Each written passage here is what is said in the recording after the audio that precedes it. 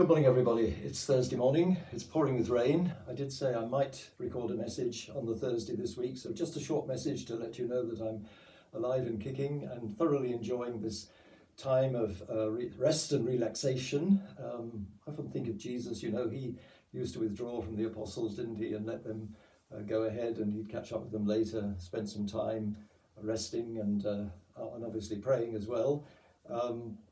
And it is good. It helps us all. We need that time away. We need that time to focus and get things back in perspective. And I'm just taking it from day to day. A lot depends on the weather and what I'm going to do from one minute to the next. But I'm very grateful to Father Dennis McBride. He's a wonderful host. He's now the sole Redemptorist here in Hampshire. When I was here between 2001 and 2006, looking after the publications just across the way there, we had the big house across the road there, and quite a number in the community, mainly retired confreres, but they were wonderfully supportive. Now, as you know, we're stretched to the limit, as it were. But I'm hugely grateful to Dennis, not just for his hospitality during these days, but for his inspiration. When the pandemic began, if you remember, it was Dennis who recorded a mass that very first weekend of lockdown. And I remember thinking to myself, well, if they can record a mass in Chawton and make it available, should we be doing something similar for the two parishes? And that was it. And so we've carried on. Now he's still doing his garden mass, gets wonderful following, and that's brilliant, really. Obviously we kept going until we got the webcams in. I think I did 113 successive weekends, had a mass recorded for those.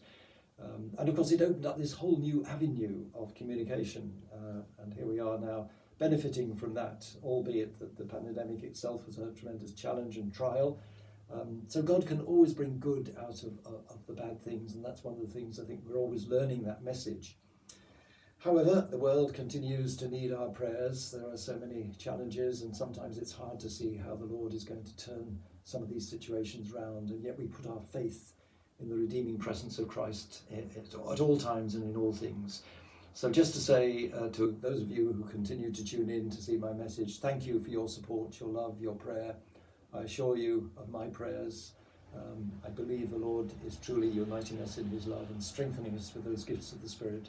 So I pray today that the Lord may continue to bless your homes and families and our parish communities in Liverpool and anybody else who joins in from whatever part of the world. Thank you for keeping in touch. I'll do a similar message next week before I return to Liverpool the weekend after next.